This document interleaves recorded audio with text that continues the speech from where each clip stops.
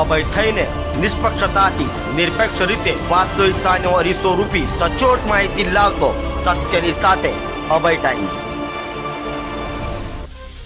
The Southern Gujarat Chamber of Commerce and Industry the Southern Gujarat Chamber Trade and Industries Development Centre દ્વારા યોજાતા ઔદ્યોગિક પ્રદર્શનોની વિવિધ શ્રેણીઓ વચ્ચે 4 દિવસીય સુરત ઇન્ટરનેશનલ ઓટો એક્સપો 2024નું આયોજન 15 થી 18 માર્ચના રોજ કરાયું છે.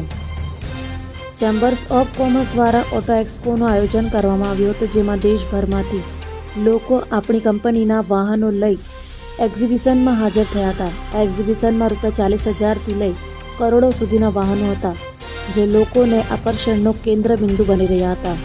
સુરત શહેરની જનતાએ વાહનો જોવા માટે અને બુકિંગ કરવા માટેની પહેલ કરી હતી.